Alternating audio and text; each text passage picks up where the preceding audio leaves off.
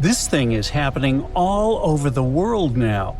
Giant voids are suddenly opening under homes, cars, and city streets. You can live right above a hidden opening without knowing it. It stays totally invisible underground until the surface unexpectedly breaks one day, swallowing your truck in the best-case scenario. These voids are sinkholes. You don't see them, but they keep getting bigger and bigger.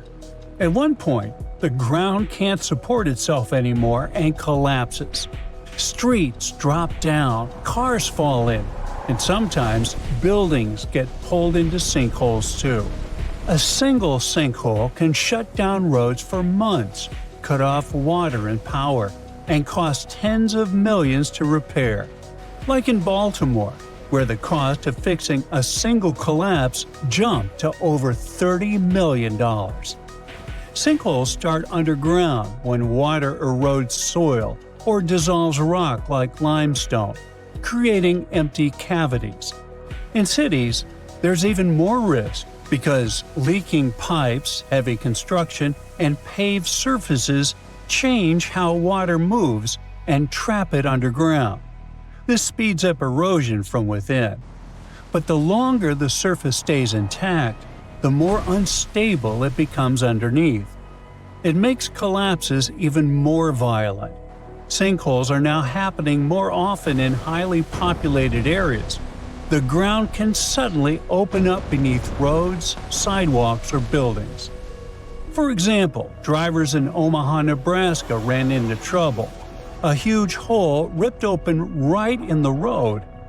When the police showed up, they found two vehicles almost swallowed by the ground. One pickup truck stuck straight down nose first, like it just dropped in. Officers blocked 3 streets to secure the area and deal with the damage, and specialists came to check the ground and keep it from collapsing further. Luckily, despite how catastrophic it looked, no one got hurt. In Phillipsburg, New Jersey, a few sinkholes suddenly opened on a quiet street. The ground collapsed and swallowed a dump truck. And since the area was close to local businesses and homes, it was a double danger. Emergency crews arrived quickly. Firefighters, police, and excavation teams blocked off the street, checked the damage, and tried to keep the ground from collapsing further. But sinkholes had already spread across the road and left the area unstable. Nearby residents lost water service almost immediately. Faucets just stopped working. Firefighters and volunteers went door to door, handing out bottled water so people could manage basic needs. At the same time, engineers started inspecting nearby homes. They checked foundations, looked for cracks, and tested ground stability. Some houses were located too close to the collapse zone, and there was a real risk they might not be safe to live in. Now, moving on to another part of the world. In Bangkok, a wide, busy road suddenly gave way and dropped about 160 feet into the ground, opening a massive sinkhole almost in the center of the city. This collapse happened near large hospitals and a police station in a residential area. Officials quickly blocked off the site and told nearby residents and workers to leave the area. Early reports claimed that underground train construction was a key factor. Soil from the construction site started shifting and sliding. This weakened the ground above and triggered the collapse. It knocked out utilities in the area, including electricity. The good thing is that even though the incident was extremely serious, there were no injuries or fatalities. In Turkey's Konya region, this guy was sitting at home drinking tea with friends when he heard a low rumble outside. It was getting louder and louder. Then an explosion sounded. The man rushed to the window and saw water and mud blasting into the air, rising as high as nearby trees. He already knew what was happening. A massive sinkhole had just opened about 160 feet wide and 130 feet deep. And it wasn't the first one. Another had formed on his land a year earlier. It happened in August, the hottest time of the year. Sinkholes are spreading fast across this farming region. Experts now count nearly 700 of them. Farmers deal with constant risks. Fields collapse and land disappears. All their work gets wiped out in seconds. The problem is, much of the region sits on limestone, which water can slowly dissolve. But farming has made things worse. For years, farmers have pumped huge amounts of groundwater to irrigate crops. Once water levels drop, empty spaces underground lose support, and eventually, the surface caves in. A similar problem hit villages in northeast Croatia, but much faster. In Mečečani, one morning looked normal, and then the ground suddenly collapsed. A huge hole opened in one backyard and quickly filled with water. It was about 100 feet wide and 50 feet deep. More followed. Within weeks, nearly 100 sinkholes opened across the area. But the timing wasn't random. Just a few days earlier, a powerful 6.4 magnitude earthquake struck near this city. It was the strongest in over 40 years. It took the lives of 7 people and destroyed thousands of homes. The shaking likely weakened the ground, and the surface gave way. In Buriticapu, a city in the northeastern part of the Brazilian Amazon, the ground is breaking apart too. Large sinkholes opened across the area, making local officials declare a state of emergency. Around 1,200 people out of 55,000 now risk losing their homes as the ground under entire neighborhoods becomes unstable. Several buildings have already collapsed. For more than 30 years, residents have watched the land slowly erode. The soil there is loose and sandy, so heavy rain easily washes it away. Water seeps underground, removing support, and creates voids that eventually collapse. Heavy rain speeds up the process. As more water seeps in, it washes away soil and makes the sinkholes wider and deeper, putting more homes at risk. Now, sinkholes can be small, just a few feet wide. Others drop more than 100 feet deep. And then there's the largest sinkhole on Earth that even formed its own ecosystem. At the bottom of a massive limestone pit in southern China, there's a hidden forest. Thick plants, damp air, and steep walls cut it off from the outside world. From above, this sinkhole looks like a giant scoop taken out of the earth. The sides drop into a deep, dark void, often covered in mist. It's about 2,000 feet deep and stretches around 1,700 feet wide. It's nearly as deep as 2 Eiffel Towers stacked on top of each other and wide enough to fit a massive stadium. The space inside could hold around 40,000 Olympic-sized swimming pools. As we already know, sinkholes form when the ground collapses into empty space below, and water usually drives the process, seeping into rock and slowly breaking it down.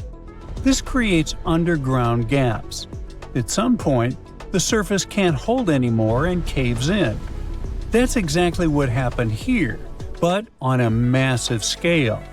For thousands of years, rainwater soaked into the limestone and ate away at it, creating cracks and tunnels. At the same time, a strong underground river carved out huge caves below the surface. In the end, the ground above gave way. The collapse likely didn't happen all at once. This sinkhole has 2 levels, a larger upper section and a deeper lower one. So, it probably formed in separate stages. Over time, a full ecosystem took over the pit. The deep walls block sunlight and trap moisture, creating a cool, humid microclimate. Plants thrive in these conditions. Scientists have found over 1,200 plant species there, including ancient ginkgo trees, ferns, and mosses. Animals moved in too. Even rare species, like the clouded leopard, have been spotted in this hidden forest. To sum it all up, sinkholes are showing up faster these days, and they cause much more damage. The weather makes it worse, since higher temperatures speed up rock breakdown. Heavy rain pushes more water underground, fills cracks, and expands the hidden spaces. Together, they make these voids form faster and weaken the ground from below. A sinkhole can open literally anywhere in the world. Next time, it could be your hometown. Turkey may need to brace itself for one of the most devastating megaquakes we've ever seen. New 3D models suggest a major fault line just outside Istanbul has been building pressure for centuries, and it could rupture at any time. What's crazy is that the sun could help set it off. Up in space, powerful solar bursts can mess with Earth's magnetic field. That can trigger geomagnetic storms which send electric currents through the ground. And if a fault is already under extreme stress, like this one in Turkey, some researchers argue that extra electromagnetic energy could be the final push. This mega earthquake will probably start right here, in the Sea of Marmara. It separates Turkey's Asian side from its European side. And at first glance, it doesn't look dangerous at all. No strong currents, no scary sharks, and it's even considered the smallest sea in the world. But the real danger is actually underneath it. The Sea of Marmara is deep. Its deepest point is about 4,500 feet, and way down there runs the North Anatolian Fault, or just the NAF. This is a long, active right lateral strike-slip fault that stretches across northern Turkey. In simple terms, it's the boundary where the Eurasian plate and the smaller Anatolian plate slide past each other. It's very similar to California's San Andreas Fault in size, slip rate, and overall behavior. And just like in the US, this fault in Turkey can also trigger powerful earthquakes. One of the most catastrophic ones is known as the Erzincan earthquake. On December 26, 1939, a long section of the North Anatolian Fault suddenly ruptured. The ground on both sides of the fault snapped past each other, unleashing a massive quake that hit the Erzincan region. It was devastating. Around 116,000 buildings were destroyed, more than 100,000 people were affected, and over 30,000 lost their lives. Ever since that tragedy, researchers have been keeping a close eye on the fault, and they've noticed a pretty scary pattern. Big, destructive earthquakes along this fault don't happen randomly. They seem to march westward over time. And that's why one particular stretch under the Sea of Marmara is getting so much attention, especially because it's, well, quiet. Okay, maybe not that quiet. This area has had earthquakes in recent years, and they've been getting stronger. Since 2011, the quakes have gradually increased in magnitude, leading up to the magnitude 6.2 Marmara earthquake in 2025. That was the biggest event on this fault in more than 60 years. But when I say quiet, I mean that it hasn't had a truly major quake since 1766, something above magnitude 7 on the Richter scale. To put that into perspective, that's about the same power as the 2010 Haiti earthquake, where about 160,000 people lost their lives. Not having a big quake in centuries in Turkey sounds like good news, but it's actually very concerning. When you don't see big movement for a long time, it can mean stress is piling up beneath the fault, and that makes it a high-risk zone. Earlier studies from 2023 found that the fault beneath the Sea of Marmara is split into several different sections, and they don't all behave the same way. In the west, for example, the fault moves very slowly. That can cause smaller recurring earthquakes. So instead of one huge event, some of the energy gets released little by little. But as you move east, that slow movement happens less often. And just south of Istanbul, the fault doesn't seem to move at all. It's basically locked. All these areas are under stress because tectonic plates keep pushing from underneath. And on top of that, past earthquakes can also add even more stress to the system. But the biggest concern is that locked section. It doesn't release enough energy through small shakes, so the pressure can keep building. And since the nearby sections are still creeping along, they can add even more strain and concentrate stress in one spot. And when that built-up energy finally releases, trust me, you don't want to be anywhere near it. All that pressure could trigger a major devastating earthquake, possibly one of the biggest in Turkey's modern history. But there's a problem. It's incredibly hard to study this region. That's because this part of the North Anatolian Fault is basically invisible to us. It's underwater. It's been relatively quiet for centuries, and its detailed 3D structure isn't easy to detect using traditional mapping methods. So how do you even study something like that? Without a clear image, it's almost impossible to know how dangerous this zone really is. Thankfully, researchers may have found a solution.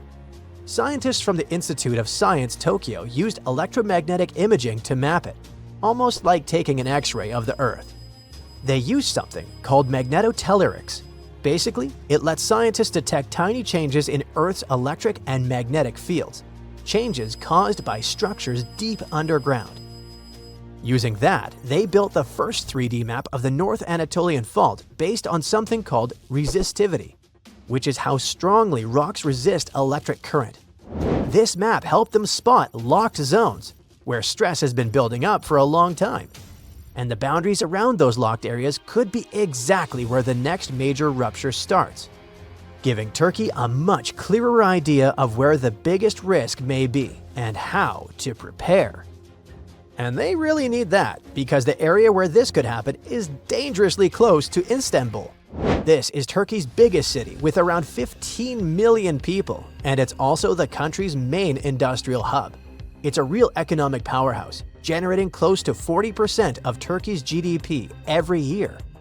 So yeah, a major quake near Istanbul wouldn't just shake the city, it could shake the whole country, economically speaking. That brings us to the big question: when could it happen? That's still a mystery, but it might be sooner than people think. Historical records going back more than 2,000 years suggest that big earthquakes in this particular region tend to repeat about every 250 years on average.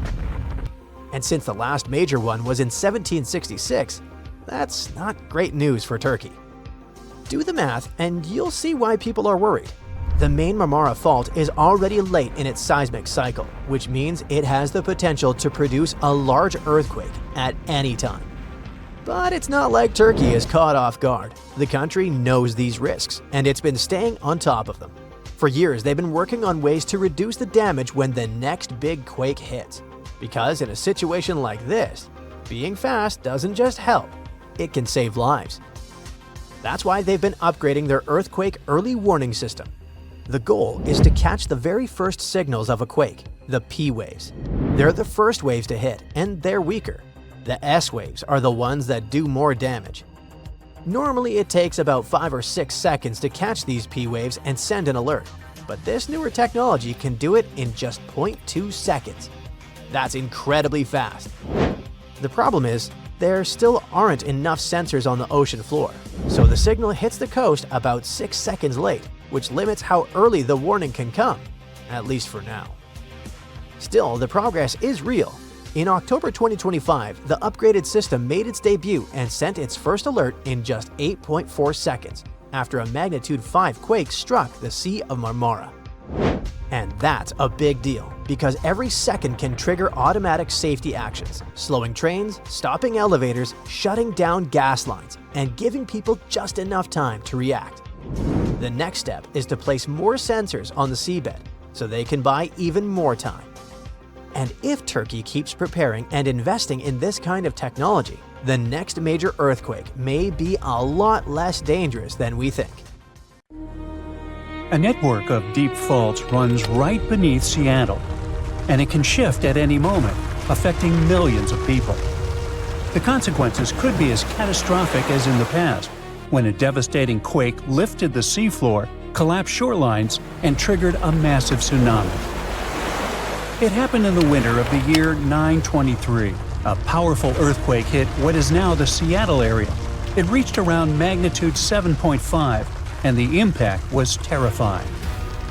The ground didn't just shake violently, it shifted. Shorelines collapsed, parts of the seafloor lifted upward, and a tsunami swept through Puget Sound, flooding coastal areas. This event came from the Seattle Fault Zone. This is a complex system of faults that runs directly beneath modern-day Seattle, and it's still active today. This makes it one of the most dangerous geologic threats in the Pacific Northwest. Now, what threat does it present? Well, if a similar earthquake happened now, it would hit a densely populated region, putting millions of people at risk. It would also cause billions of dollars in damage to buildings, roads, and infrastructure. Scientists have started studying this fault more closely to understand how often it produces major earthquakes. They looked at the past 11,000 years to analyze time gaps between large seismic events. Well, the results are kinda mixed. On the one hand, devastating earthquakes, like the one that hit in 923, seem to be extremely rare. In fact, it's the only known quake of that size, magnitude 7.5 or higher, linked to this fault zone. So we can hope that the worst-case scenario, where massive earthquakes like this happen often, is unlikely. But researchers have also made a rather worrying discovery. Smaller earthquakes happen more frequently than expected. And while these quakes may not reach magnitude 7.5, they can still damage buildings, crack roads, disrupt utilities, and trigger landslides. In a modern city like Seattle, even a moderate earthquake can cause really serious problems. In other words, the region still faces regular seismic risk. The fault is active, the pressure builds over time, and the ground can move again. The real danger is the ongoing threat of smaller but still destructive earthquakes, and they may strike with little warning. Now let's take a closer look at the Seattle Fault Zone. It's this huge fault system sitting right under Seattle, a whole network that stretches about 46 miles from the mountains east of the city, all the way to the water on the west side. And yes, it runs directly under Seattle. It's a thrust fault, which means one chunk of ground is slowly pushing up over another. That pressure builds up for a long time, and then suddenly releases. That's when you get a big earthquake. Scientists didn't really start digging into this until the 1990s, when they noticed strange gravity readings. Plus, they found signs that a tsunami had hit the area about 1,000 years ago. All of that pointed to one thing: something catastrophic happened here before, most likely that huge earthquake back in 923. But there was a problem. The data they had managed to gather only went back about 5,000 years. This certainly isn't enough to see a clear pattern. So researchers decided to dig deeper and turn to something called marine terraces. These are old coastlines that got pushed upward by earthquakes and now form something like steps along the shore. Now, an important detail. The 923 earthquake lifted the land by about 26 feet. So scientists started looking for other terraces with the same kind of shift. They mapped out more than 150 of these terraces around Puget Sound, measuring their height and adjusting for natural slopes. It turned out that only one event in an 11,000-year window caused a big uplift like that: the 923 earthquake. As for smaller quakes, those could be hidden under layers of sediment. It means that huge city-shaking earthquakes are very rare, possibly with 5,000 years or even more between them. But it doesn't mean the danger is gone. Smaller ones are what we should worry about. They hit way more often, and they can do serious damage. That's why researchers focused on smaller side faults. Those are called blind faults because you can't see them at the surface, but they can still trigger strong earthquakes, and they already have. One of these smaller faults caused a magnitude 6.7 quake in the past. That's strong enough to damage buildings, crack roads, and mess up infrastructure. So the team pulled together a bunch of tools, like magnetic scans, fieldwork, LiDAR maps.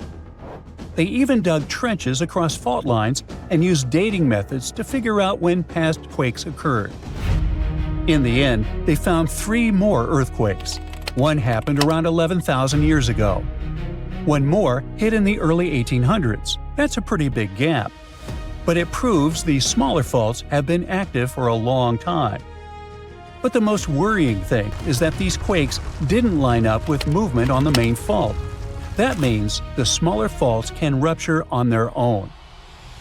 When the team added all this new data together, they saw a pattern. Smaller quakes hit about every 350 years over the last 2,500 years. That's more frequent than scientists used to think. And this activity seems to have picked up over the last 2,000 years. Now, researchers are trying to figure out how big these quakes can actually get, how often they hit, and what would happen if one struck today. But it's not so simple. They have to piece the whole picture together from rocks, layers of soil, and tiny clues they find underground. So, where does it leave Seattle? Well, there's a national system called the Seismic Hazard Model. It's what engineers and planners use to decide how strong buildings need to be, how to design infrastructure, that kind of thing. Right now, this system includes the big 923-style quake, but it doesn't really account for the smaller side faults. First of all, these faults are shorter than what the model usually considers. Second, we're still unsure about how powerful their quakes can get. That's why the model should probably be updated, and authorities need to start planning for those more frequent quakes. It could directly affect building codes and safety plans. Now, despite this worrying news, there are other even more dangerous faults on Earth. Like the San Andreas Fault. It cuts through California for about 800 miles. It's where 2 massive plates slide past each other sideways. That constant grinding builds pressure and then releases it fast. That's how you get quakes like the 1906 San Francisco disaster. Today, millions of people live right on top of it, so scientists track every, even the tiniest tremor with sensors, watching for signs of a bigger break. Then, there's the North Anatolian Fault that runs about 930 miles across Turkey. It tends to break in a chain reaction, one quake triggering the next along the line. In 1999, one of those breaks hit Izmit and took the lives of over 17,000 people. Now the stress is building closer to Istanbul, and that's a city with over 15 million people. The Sumatra subduction zone in Indonesia is where one plate dives under another, locking up tons of energy. In 2004, it unleashed a magnitude 9.1 quake and a tsunami that more than 230,000 people didn't survive. It's still active today, and scientists constantly monitor the seafloor and ocean pressure to catch tsunami signals as early as possible. The Alpi Belt stretches over 1,500 miles from southern Europe to Asia. It once helped build mountain ranges like the Alps. Here, plates crash into each other and push land upward. Quakes don't occur here often, but when they do, they can be powerful and hit heavily populated regions. Japan also sits right where several plates collide. It's one of the most earthquake-prone places on Earth. In 2011, a massive offshore quake triggered a tsunami and the Fukushima disaster. Since then, Japan has built one of the most advanced monitoring systems in the world. Thousands of sensors track ground movement in real time to send out warnings within seconds. We are on the Sea of Marmara, the exact spot where the massive continents of Europe and Asia meet. It's a vital, beautiful waterway packed with cargo ships on the surface, but dive underneath and you'll find a geographical nightmare lying on the seafloor. Deep underwater, 2 massive slabs of the Earth's crust are violently grinding past each other. This isn't just a minor crack in the dirt, it's a colossal geological fault. A massive complex system of continuous fractures that has been accumulating a devastating amount of energy for decades. We call it the Great North Anatolian Fault. All this energy has to be unleashed someday. And when it happens, it's going to hit one of the most densely populated areas on our planet. Scientists are now in active monitoring mode, especially when it comes to Turkey. This country is sitting on the Anatolian plate, a small bite of the Earth's crust.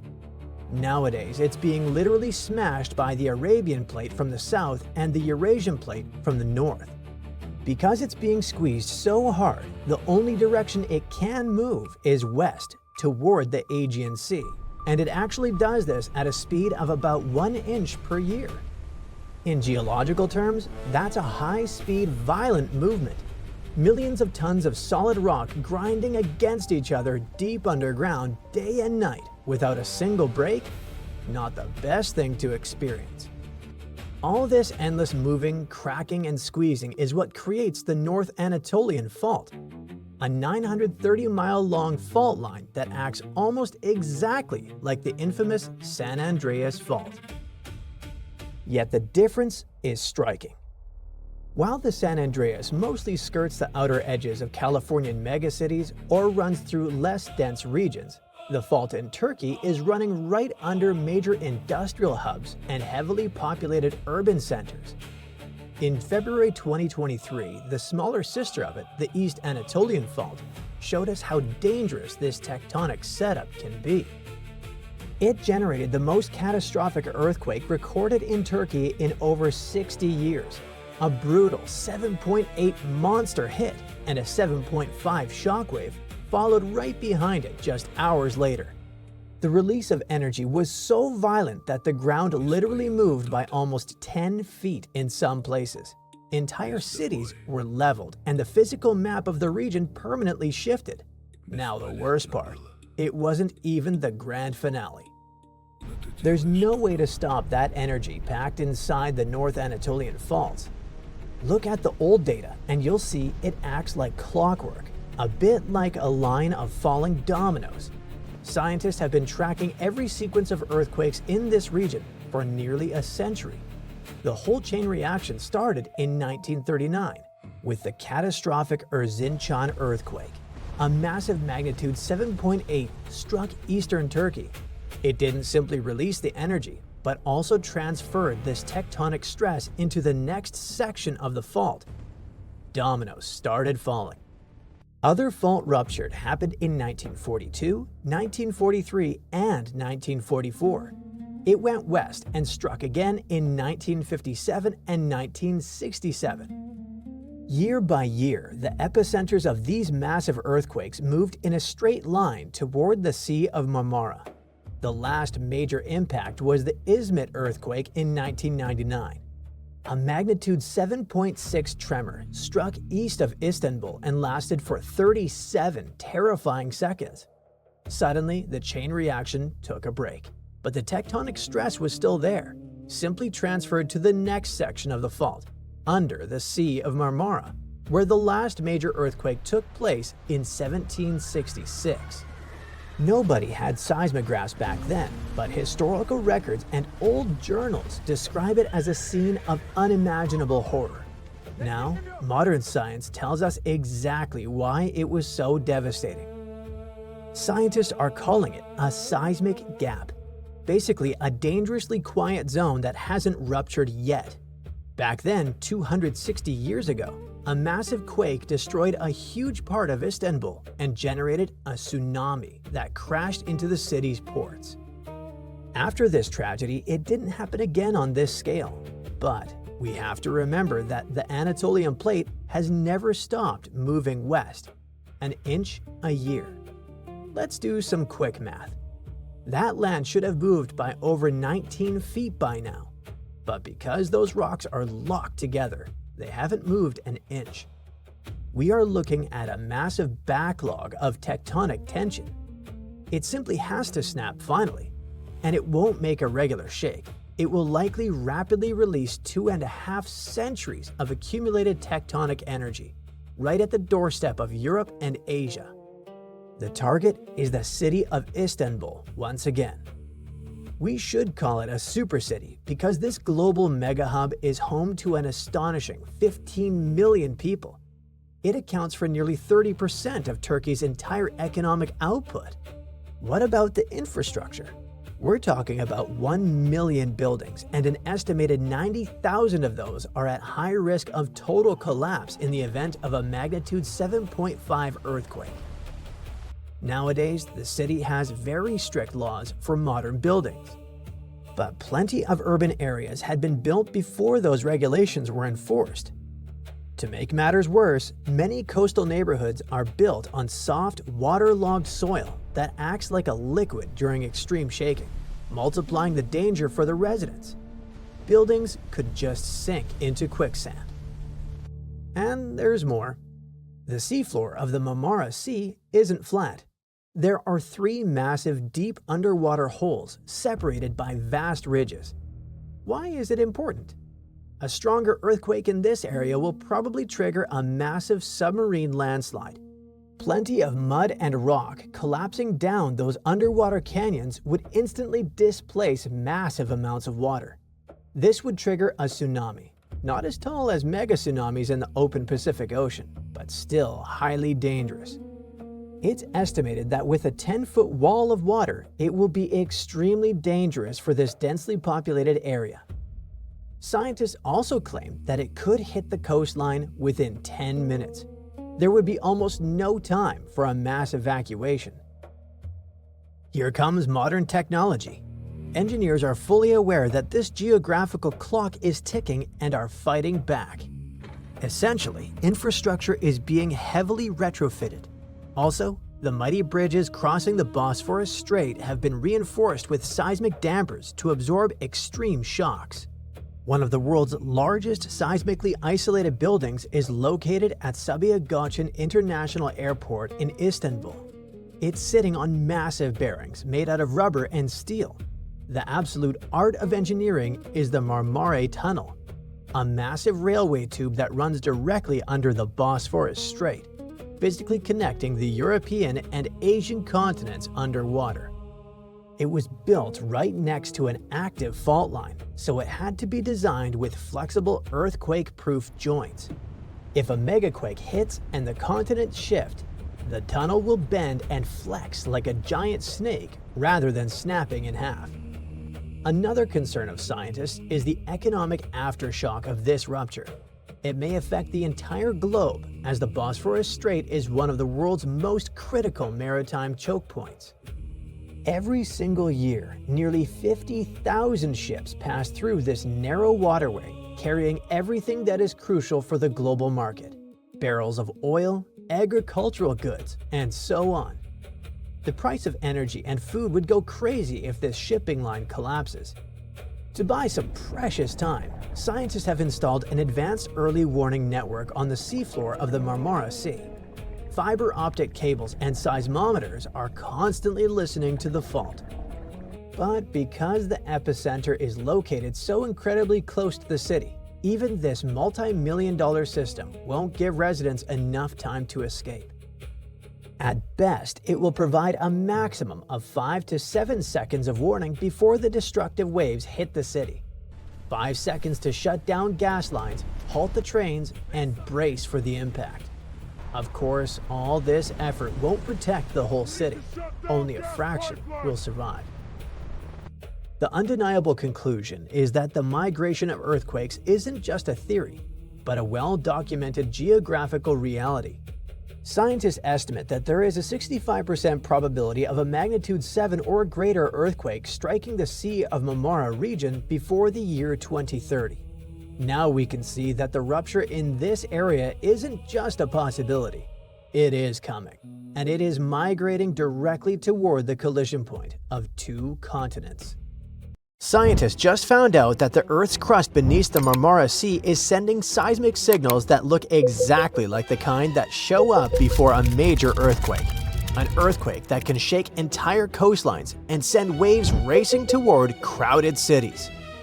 For years, scientists focused on visible ruptures on land because they could measure and map them easily. But now, they made a detailed map of a huge fault system under the seafloor. The Mediterranean already sits at a dangerous crossroads where massive tectonic plates meet.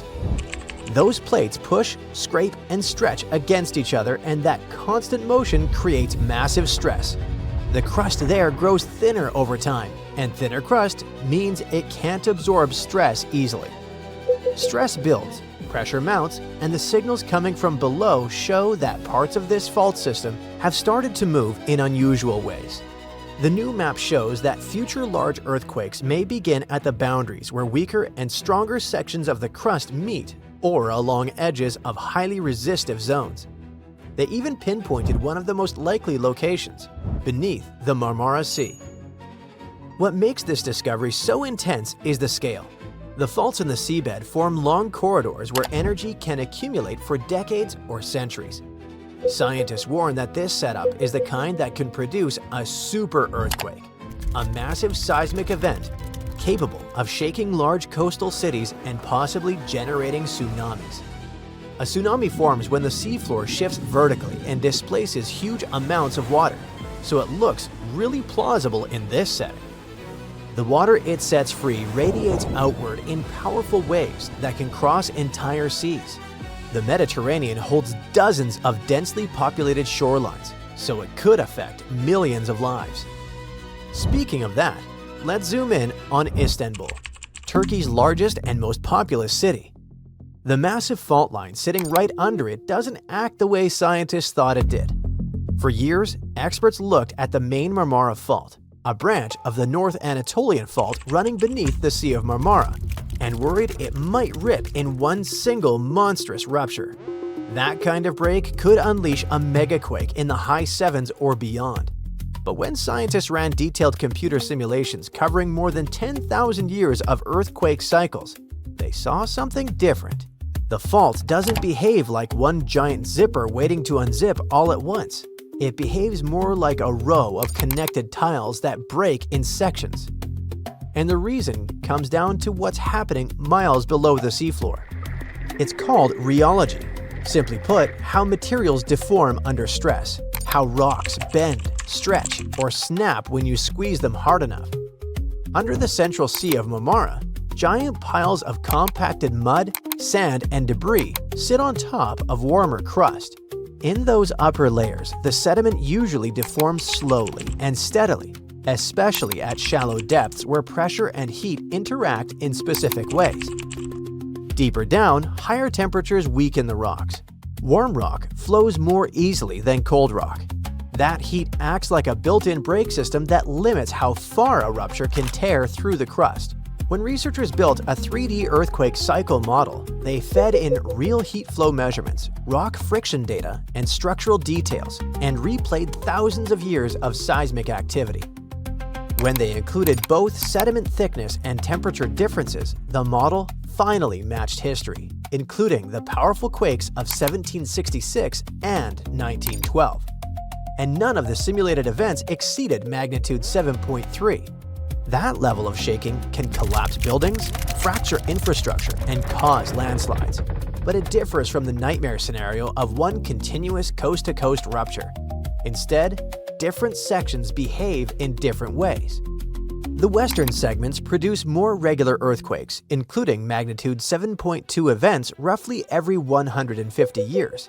The eastern sections generate smaller double quakes, back-to-back events between magnitude 6.2 and 6.8 about every century, and a magnitude 7.0 roughly every 500 years.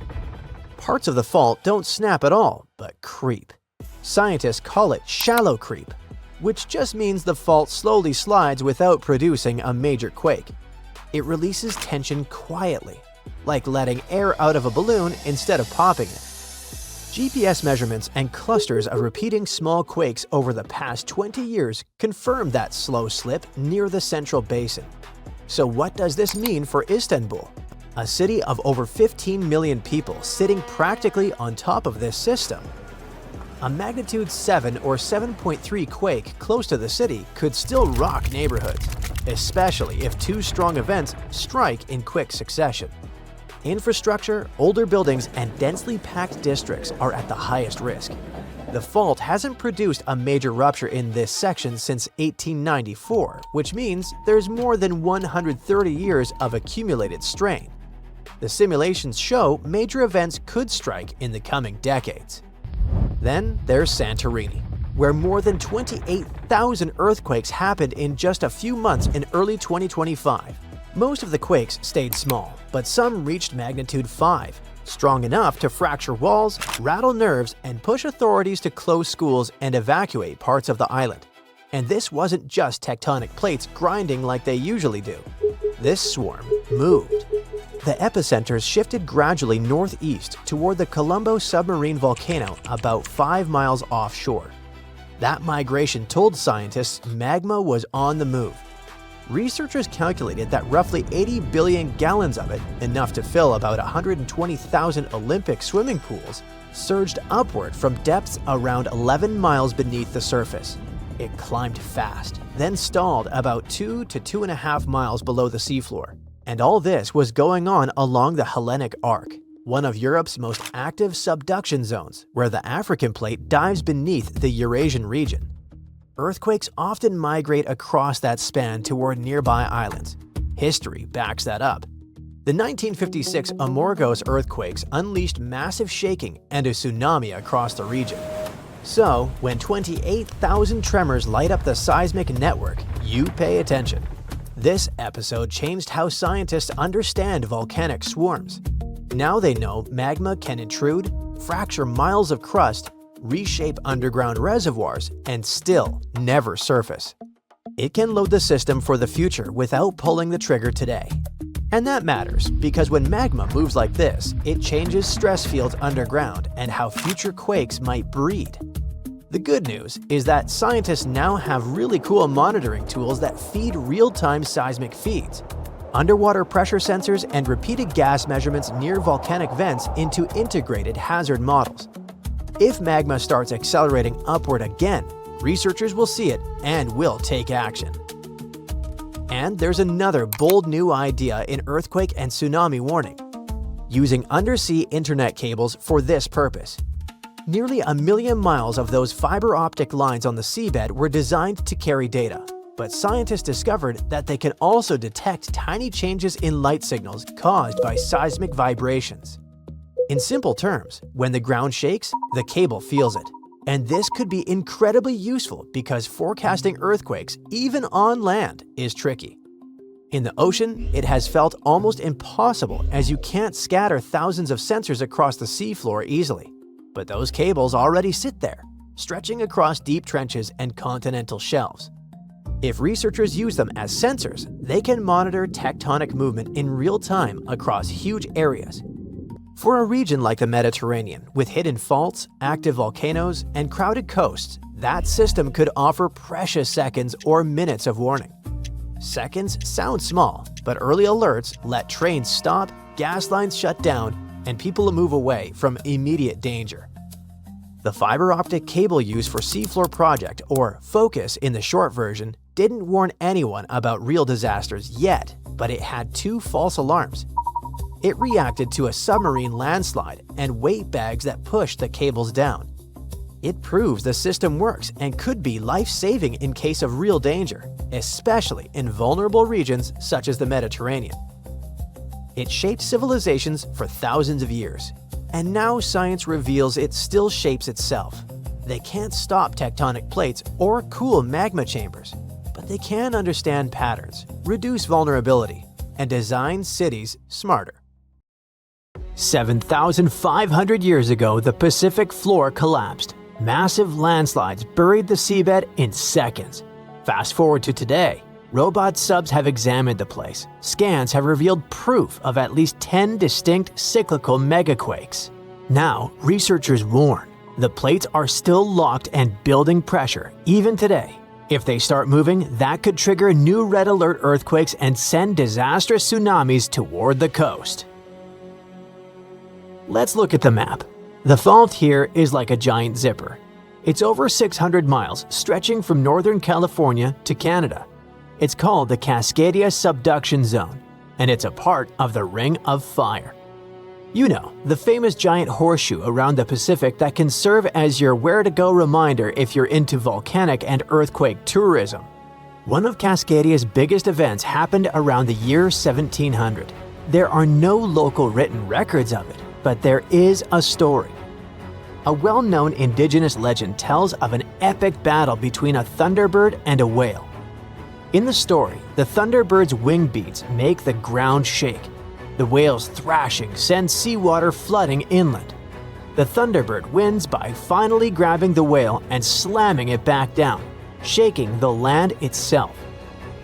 Many researchers believe that this legend originated from the real earthquake of 1700. But we don't just have cool myths to give us the full picture.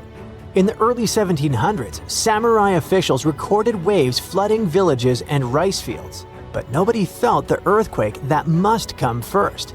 That's why they nicknamed this event the Orphan Tsunami. But it did have a parent. And it took scientists 300 years to finally connect it back to Cascadia. To see Cascadia's past, researchers sent robot subs to scan the bottom in crazy detail. They expected to see a simple crack, but what they found looked more like giant underwater steps. Some of those steps are about 33 feet tall, like a 3-story building. That only happens when a big piece of the seafloor snaps off, breaks loose, and slides all at once, not slowly. When that happens, it kicks up a mud avalanche. Picture a jar of dirt and water. Shake it hard, and a fresh layer settles at the bottom. Each layer is basically a timestamp from a huge quake. When scientists counted and dated them, they found 10 separate megaquakes that hit one after the other over thousands of years. That means that Cascadia doesn't let pressure out little by little. It stays stuck for a long time, then suddenly breaks out violently. That pattern is why the Cascadia subduction zone is considered one of the scariest fault systems in North America today. So what's actually happening down there? The plates aren't sliding smoothly, they're stuck. And while they're stuck, the coastline is getting quietly bent out of shape like a ruler you're flexing in your hands. It doesn't look dramatic day to day, but it's been loading up for centuries. When that tension finally snaps, the coast will instantly drop. Geologists call this co-seismic subsidence. We're talking about the ground plunging 6 to 8 feet vertically in a matter of minutes. Imagine standing on a beach. The shaking stops, and you realize the ocean is rushing in. Not just because of a wave, but because the land you're standing on has physically sunk below sea level. That one move is enough to shove the seafloor out of position and force the ocean above it to react. Cascadia can produce a magnitude 9.0. That's top tier, categorized as the most destructive natural event that can happen. It can shake the ground for minutes, pushing and pulling everything back and forth until buildings and bridges start falling down. A 9.0 class quake also means the seafloor is vibrating and shifting, lifting in some spots, dropping in others, all in one sudden motion.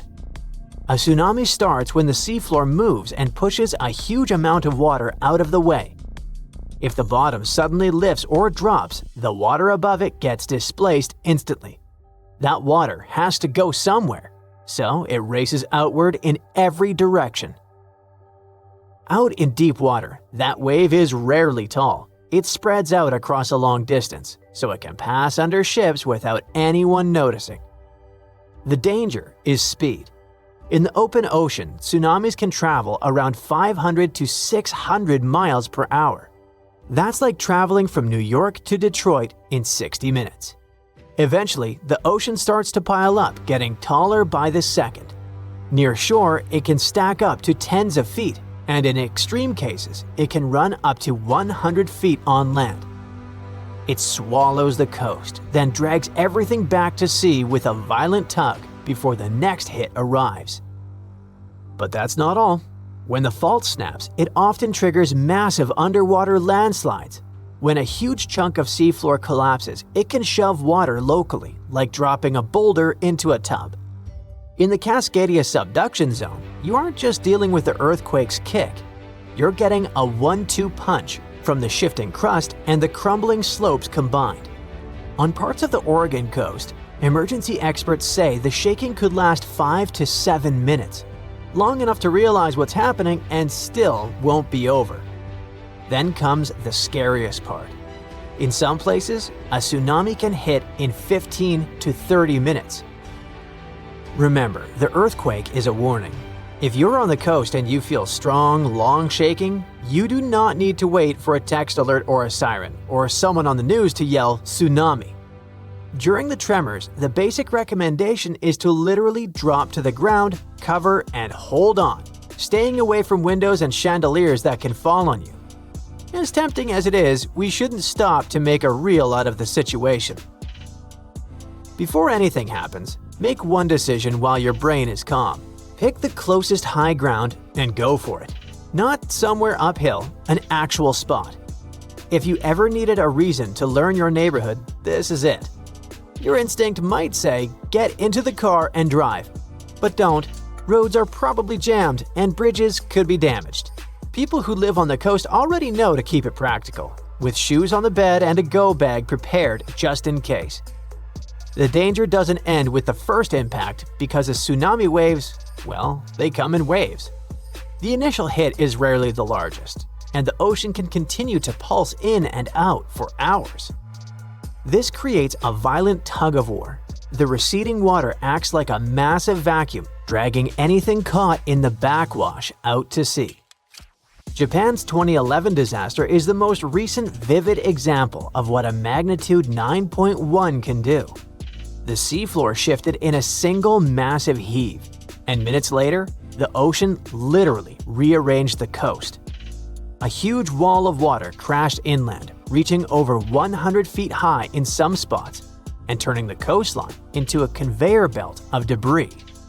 It was like water turned cars into giant bowling balls and shipping containers into massive metal bricks, smashing ports and drowning low-lying airports and electrical substations. Finally, what do officials say about the timeline for the possible next disaster hitting Cascadia? Well, they can't give us precise dates, but they did announce some odds. For the biggest, scariest earthquake possible, the United States Geological Survey says there is about a 10% to 15% chance it'll happen in the next 50 years. Chances for a quake that isn't the mega version are 1 in 3 in the next 5 decades. Those odds are actually pretty high. But here is why it isn't all that grim. Scientists know this isn't random. Cascadia has a pattern, and patterns are what preparation runs on. We already know how to build for big shaking, and we're getting better at spotting where stress is building. It doesn't mean we can stop the earthquake, but it means we're getting way better at knowing what to expect. In the meantime, just keep a go bag by the door and maybe take a walk around your neighborhood every once in a while. Something is about to reshape the entire future of the West Coast. The coastline, the infrastructure, the whole map. Scientists fear there is not one but 2 big earthquakes coming, one caused by another. This wasn't even on the radar for most people, but new research is changing everything.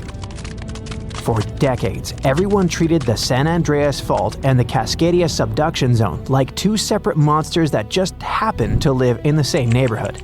They were powerful, yes, but independent. But now, scientists believe these 2 giant faults are mechanically linked, and one can literally pull the other into rupturing shortly afterward. Cascadia moves, San Andreas moves. San Andreas tears, Cascadia tears. And the potential consequences of that are honestly haunting. Scientists found evidence that it happened at least 10 times in the last 3,100 years. Earthquake, pause, earthquake. It comes from marine sediment cores, which are like time capsules pulled up from the ocean floor. Researchers analyzed layer after layer of seabed sediment and found doublets. Paired debris layers created by 2 massive quakes happening so close together that the ocean barely had time to settle between them. That discovery takes us to the Mendocino Triple Junction, the geological troublemaker of the West Coast. It's the place where 3 tectonic plates crash and grind into each other like badly aligned gears. It's also the zone where the San Andreas meets Cascadia, which makes it the perfect place for these double quakes to form. The stress changes caused by a rupture in one fault travel straight through this junction and destabilize the other. It's benign when it happens to a bookshelf. When you move one book, 3 others shift. But when you think about it like a coastline with millions of people, entire cities, major infrastructure, it instantly feels terrifying. To many people who live on the West Coast, the San Andreas kind of feels like a California's problem, and Cascadia like an Oregon and Washington's problem. But when you understand that these two faults can essentially fire at each other, it stops being a local issue and becomes a continental one. A Cascadia megaquake alone can hit magnitude 9.0 plus, rip open 600 to 700 miles of seafloor, and send a tsunami roaring toward the Pacific coast. And it could just be the first quake, and then, maybe minutes later, the San Andreas snaps in Northern California.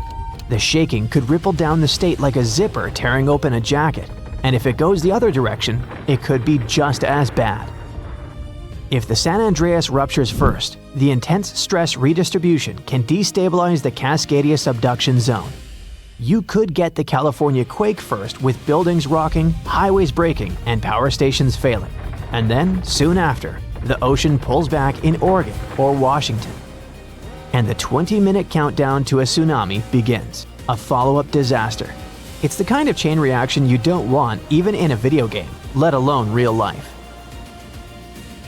This discovery also tells us something eerie about the earthquake in 1700. The one that sent a tsunami across the Pacific so huge that it struck Japan with no warning. Japanese fishermen called that wave the orphan tsunami because it arrived without any felt shaking. Only centuries later, scientists figured out that it came from the Pacific Northwest. But until recently, no one knew that the San Andreas might have felt that event too, and it possibly slipped or destabilized because of it. So, the whole West Coast may have moved together. And we've come to the scariest part. All this isn't about if, it's strictly about when. The faults have a rhythm, a pace, and a geological heartbeat.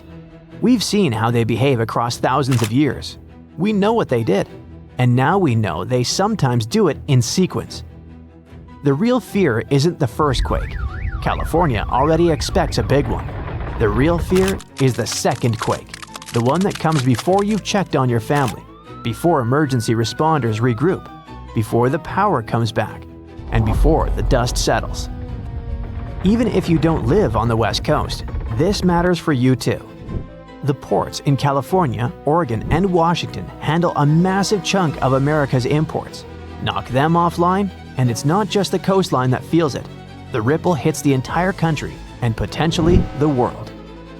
Grocery prices spike, supply chains freeze, gas availability dips, shipping timelines go nuts.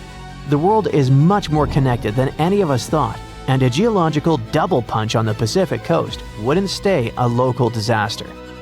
It would spread, thread by thread, into everyone's life. So, those in power must prepare not for one giant rupture, but for two. Emergency plans, evacuation routes, response times, and power grid designs, all of it needs updating. Because nature has now shown us what even a single major rupture can do to a modern economy. It happened in Japan in 1995, on January 17th at 5:46 in the morning. The quake hit right by the northern tip of Awaji Island, only 12 miles from Kobe, a huge, busy city with about 1.4 million people back then, and another 2.6 million in Osaka nearby. The rupture ripped along the Nojima Fault for about 25 miles. That doesn't sound like much until you realize entire buildings can't survive that kind of sideways shove. More than 5,000 people lost their lives. 43,000 were injured. Nearly 400,000 buildings were irreparably damaged. This disaster hit one of Japan's largest industrial zones. And when you mess with a place like that, the shock doesn't stop at the shoreline. The damage was $200 billion US in losses, from smashed buildings and infrastructure and many businesses shutting down. Kobe's port just collapsed. Only 30% of the Osaka-Kobe railway lines worked. Part of National Route 28 literally vanished into the ground. Schools, hospitals, and municipal buildings, 85% of them took damage or were unusable. Fires broke out across Kobe, almost 300 separate incidents, burning the equivalent of 70 US city blocks and taking another 600 to 700 lives. Almost 100,000 people permanently left the region, 2.5% of the whole population gone in less than a year. And here's a detail that stuck with me. So many bridges failed that engineers suddenly had to confront how poorly older designs handled lateral shaking. Houses with heavy tiled roofs, built to fight typhoons, crumbled because all that weight sat too high. But the newer homes made after the 1981 building code revision stood. And that's when Japan realized that modern seismic standards were crucial to follow. Japan threw $58 billion US into restoring the region. Power came back in days. Roads and rail returned in 5 to 8 months. The main expressway took 21 months. The port was fully rebuilt in just over 2 years. And by then, all debris was cleared. Within 15 months, manufacturing jumped back to 98% of its old level.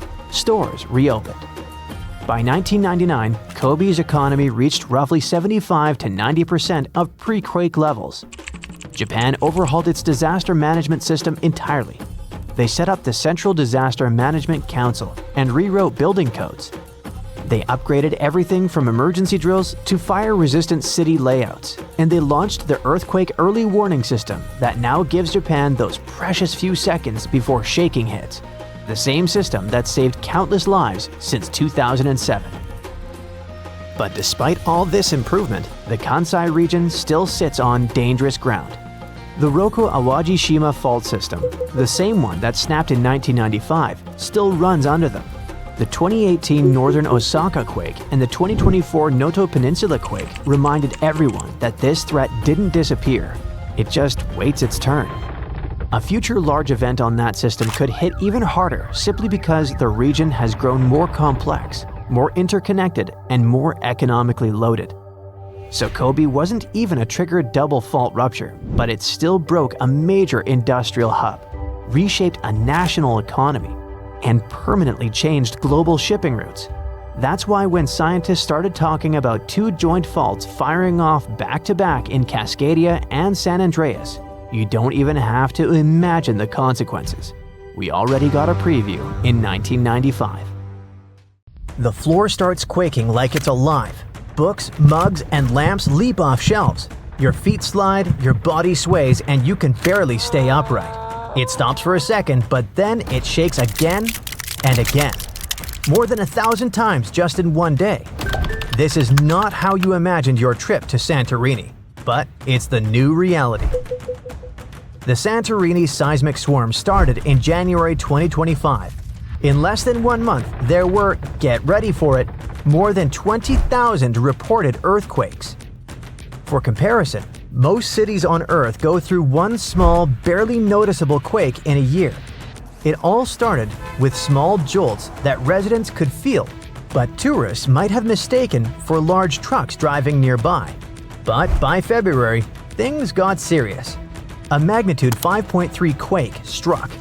It's a moderate-strength earthquake, but it was strong enough to rattle homes, break windows and dishes, and terrify the island's population. The Greek authorities declared a state of emergency for Santorini and Amorgos. Thousands of people had to leave their homes. Schools closed, and hotels temporarily evacuated their guests.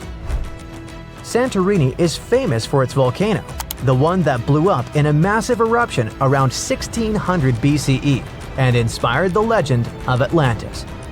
It's still considered to be active, although there have been no significant eruptions since the 1950s. So it would be logical to blame this monster for all the drama. But nope, these tremors weren't volcanic. Experts said what was happening near Santorini looked like a seismic swarm. It's a series of smaller quakes all happening in the same area. They are happening along faults, which are cracks in the Earth's crust that can suddenly shift when the tension gets too high. Think of the ground like a giant, stressed-out Rubik's Cube. At some point, it twists and snaps somewhere. Near volcanic areas like Santorini, fluids moving underground can sneak into these cracks and make them easier to break. Plus, there's the natural stress from tectonic movements. It's like adding oil to a squeaky, overworked hinge. Suddenly, everything slips. Nobody knows exactly what's coming next. Tracking thousands of tremors isn't easy. Many of them are too small for traditional seismic sensors to pick up. But this time, scientists have their new best friend to help out. I'm talking about artificial intelligence. Thanks to machine learning, researchers can detect patterns in tiny vibrations that humans might miss. This technology has helped a lot to understand the swarm. It lets scientists map which parts of the crust are most active and even predict possible future activity. The AI analysis suggests the quakes aren't random. They seem to be clustered along a fault line near the underwater Colombo volcano. This area has a long history of seismic activity. Even though Colombo hasn't erupted recently, the magma beneath it might be subtly shifting the crust, and it adds tension to the tectonic plates above. It's like a simmering pot. Nothing boils over yet, but the heat is definitely building. The swarm has subsided after a couple of months of constant shaking, but it doesn't mean it's over for good. Even after a lull, another swarm could strike, or a larger quake could happen along the same fault lines. That's why scientists are now studying the data collected from the swarm. If you're thousands of miles away from Santorini and don't have plans to visit, it doesn't mean you're 100% safe from a similar scenario. Seismic swarms like the Greek one happened in the Caribbean, Iceland, and Italy. One of the best documented swarms in history happened in Japan, in a suburb northwest of Tokyo. It was all going on in a town sitting on a seismological observatory, like a secret underground lab for tracking earthquakes. The swarm kicked off in August 1965 with just 3 earthquakes that were so weak nobody could feel them.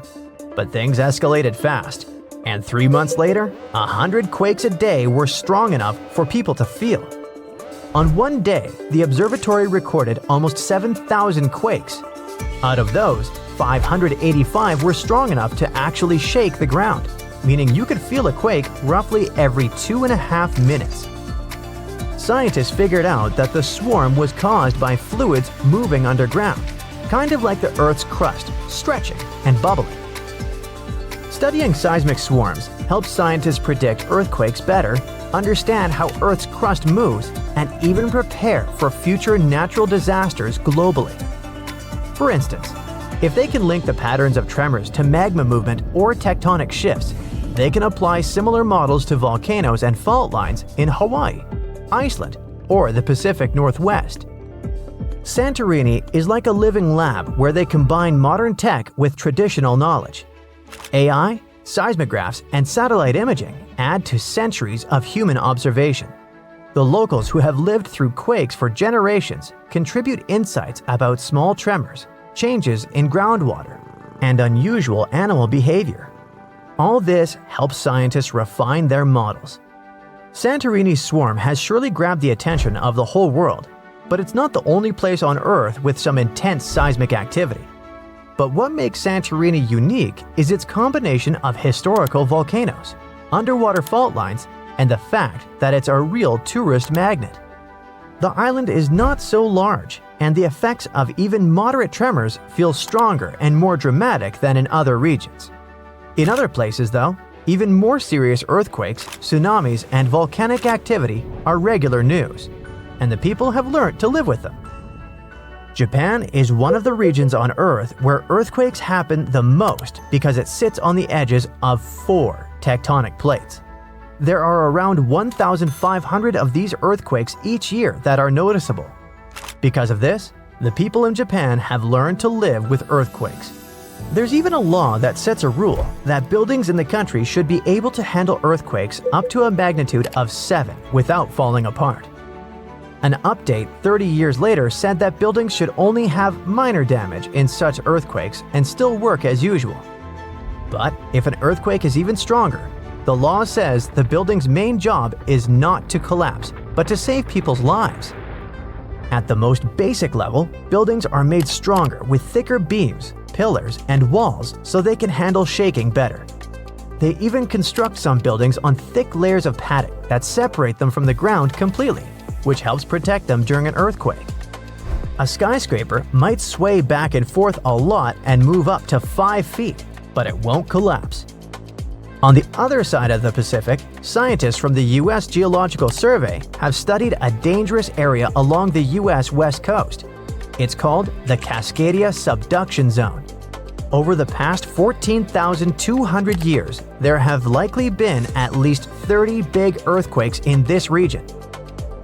One major quake happened every 500 years on average, but for a long time now, Cascadia has been quiet, and the scientists are getting worried. They think this might be because the area is locked, so the tectonic plates are stuck together and building up a lot of pressure. At some point, a part of the seafloor could suddenly break and move forward by several feet. The shaking would be just 5 minutes, but it would create a powerful tsunami as the seafloor shifts that would last for 10 hours. If it happens, it's going to be the worst natural disaster in the country's history, according to experts. This could make the hillside slide and crumble and take down roads and bridges.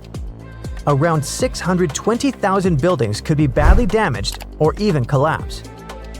Scientists are hoping that thanks to advanced AI tech and local communities, they'll be able to better predict earthquakes like this and the one in Santorini. This could save thousands of lives. And for now, we must not forget that the Earth doesn't take vacations when it comes to seismic activity, even in places where you go on vacation.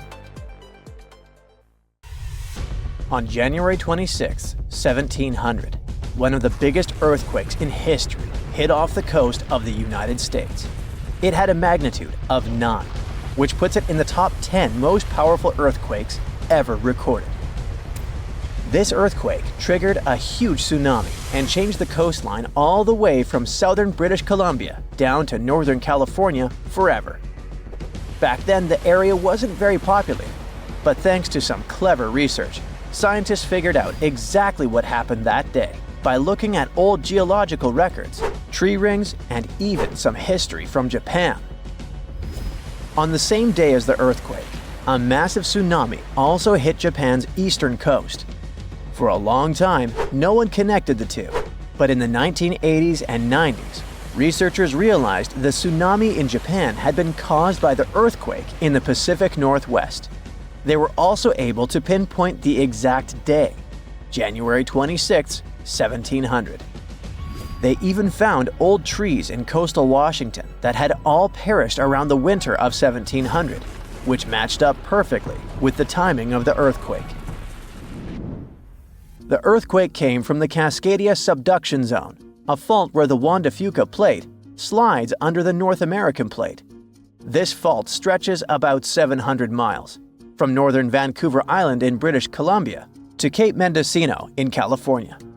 The pressure from the moving plates builds up over time, and eventually, another big, devastating earthquake will hit the same region. It's just a matter of time. By looking at the geological records, past tsunami deposits, and signs of land level changes, scientists can figure out how often these huge earthquakes happen. Emergency planners have been preparing for the next big quake, often calling it the big one. Scientists believe earthquakes in the Cascadia Subduction Zone happen every 200 to 1,000 years. And since the last major one was over 300 years ago, the Pacific Northwest is definitely due for another. When it happens, the earthquake is expected to be as big as the one from 1700. But this time, it'll affect around 15 million people. The devastation will be severe. Buildings will collapse, roads and runways will crack, and bridges will fall. Communication in and out of the area will be cut off. But the worst part? The earthquake will trigger a massive tsunami that might hit parts of the Washington coast in as little as 10 minutes. It's not a matter of if, but when the Cascadia Subduction Zone will break. When it happens, it will be the worst disaster the U.S. has ever faced. Worse than the Hurricane Katrina or Superstorm Sandy. It'll impact an enormous area, stretching from southern British Columbia all the way down through Oregon to northern California. That means millions and millions of people will be affected.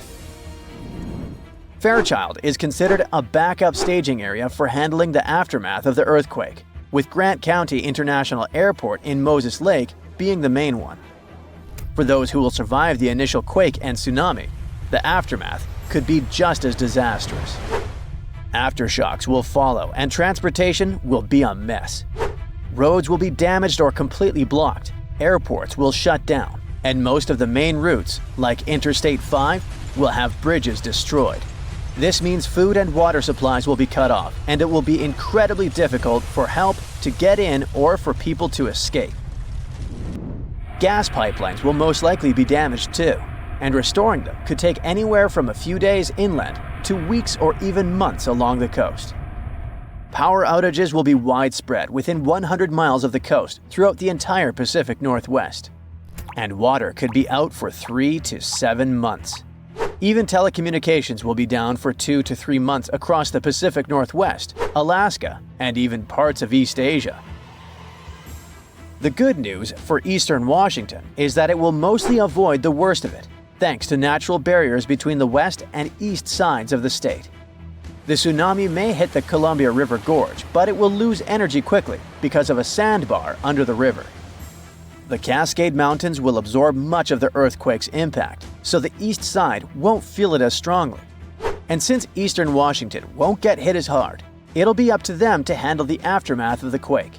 That means helping western Washington, taking in refugees from the areas that got destroyed, and delivering supplies to where they're needed.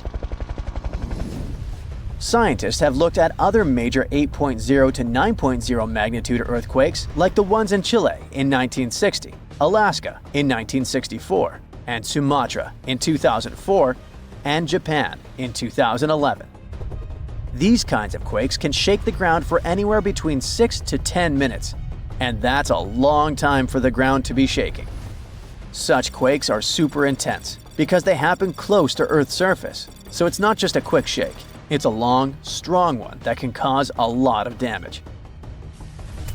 If the Cascadia earthquake and tsunami were to hit tomorrow, over 13,800 people could lose their lives, and about 107,000 people could be injured. The economic toll in Washington, Oregon, and California could top $70 billion.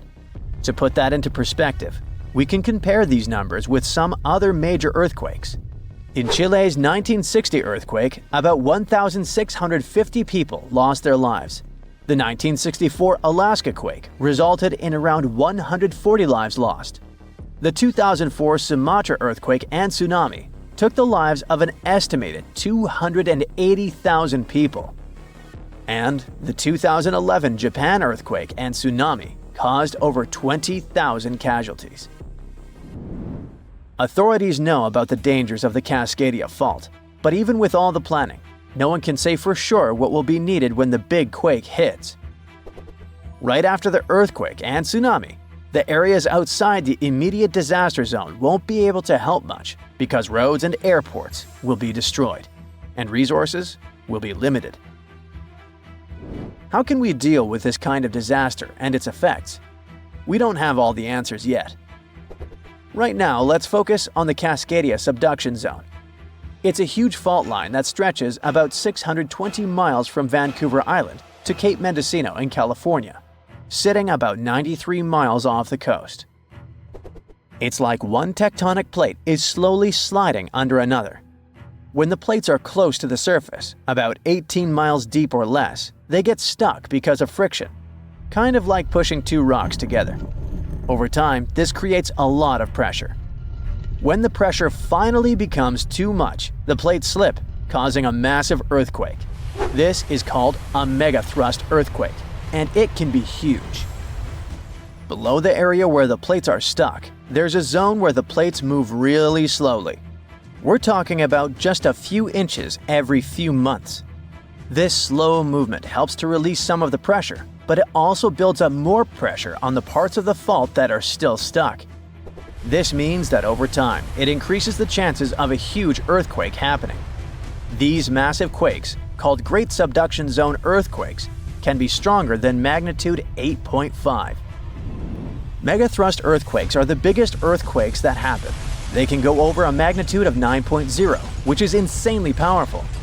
Just to put it in perspective, a magnitude 9.0 earthquake releases 1,000 times more energy than a 7.0 and a million times more energy than a 5.0.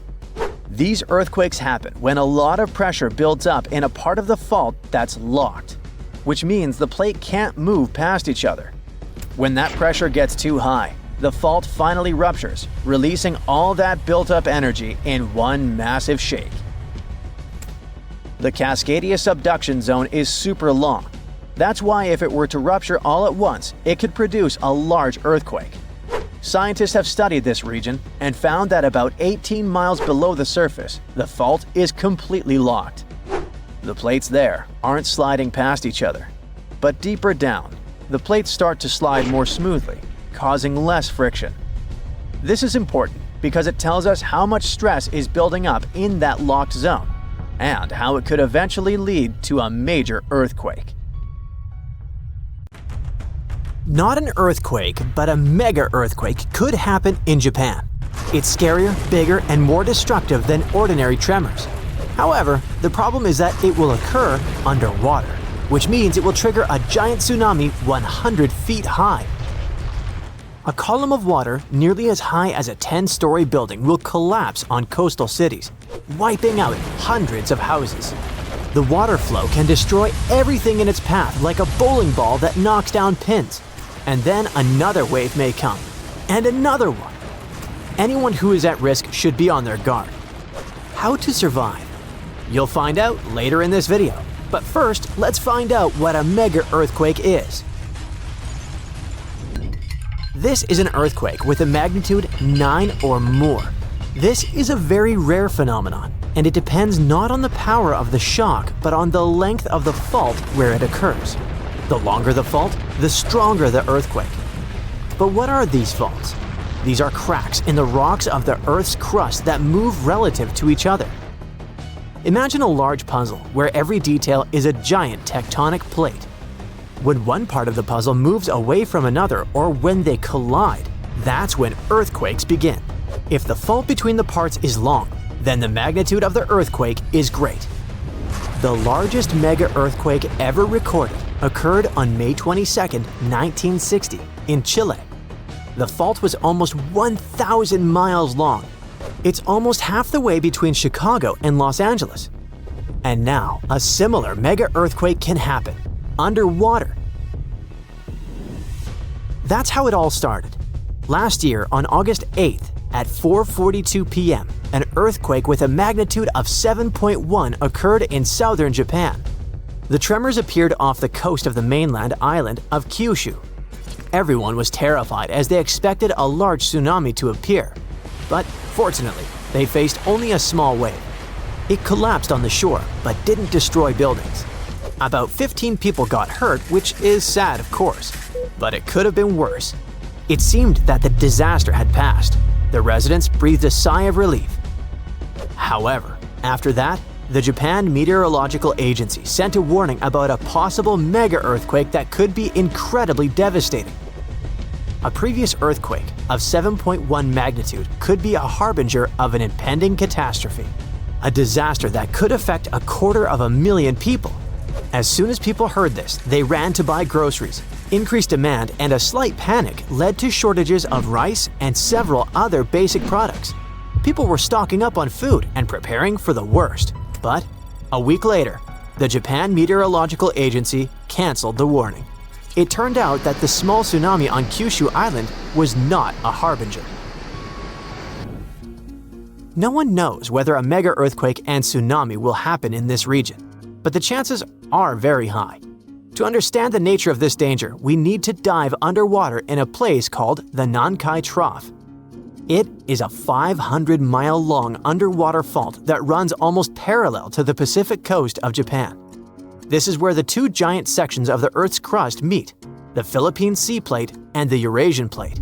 And the Philippine Plate is subducting and slowly slipping under the Eurasian Plate, on which Japan is partly located. During this movement, the plates get stuck, accumulating energy. Afterward, when they move and align again, they release a powerful burst of energy. And this energy is capable of causing one of the most powerful earthquakes in the world. Experts report that the probability of a mega earthquake and a tsunami is about 80%. Over the past 1,400 years, mega earthquakes have occurred every 100 to 200 years in this region. The last time this happened in Japan was in 1946. The entire country felt a powerful tremor that destroyed 36,000 houses in the southern part of Honshu Island. Every year, the probability of a repeat of this disaster increases by 1%. And do you know how many years have passed? 79. According to experts, a mega earthquake with a magnitude of 8 to 9 can trigger a tsunami that will flood small islands off the coast of Japan. And areas with large populations on the islands of Honshu and Shikoku can be flooded in minutes. Hundreds of thousands of people are at risk. It can be billions and even trillions of dollars worth of damage. According to some reports, about 530,000 people may lose their homes. To save lives, the country needs to carry out a large-scale evacuation. But the problem is that no one knows the exact date. In general, no one in the world can predict in advance when the next big earthquake will occur. In the case of the Nankai Trough, it can happen in a few days, or a few years, or even centuries. So, what should people do? Prepare. Japan has been experiencing earthquakes for a long time, so the country has learned to survive a disaster with minimal losses. Almost every building in Japan is equipped with dampers, which are devices that suppress any vibrations and make houses more resistant to shaking. In addition, on the shores of Japan, residents have built long and high shields that don't allow powerful waves to break through to land. Japan also has an advanced earthquake warning system. It's impossible to predict powerful seismic activity in a few days or weeks, but it's possible to detect small tremors that may portend an impending earthquake. Special devices monitor seismic signals and transmit the data to certain programs. Then, they evaluate the magnitude and intensity of the tremors and send warnings to people's phones. This can save seconds and even minutes for locals to reach the nearest shelter in time. These systems are also used to slow down the speed of trains, to stop work at factories, hospitals, and office buildings. It's much safer for a train driver to slow down during an earthquake than to rush forward at full speed. But what if you're on the street and you can't hear your phone messages? How to act in case of disaster? This applies not only to Japan, but also to any place where a tsunami or earthquake may occur. To survive a tsunami, you need to prepare for it long before a big wave hits. It's very important to have good relations with neighbors. Be friendly with them, help them, and treat them well. In times of trouble or disaster, it's great to have people with whom you have a good relationship. They can help you get out of a difficult situation, and you can also help them. Be kind and compassionate to people.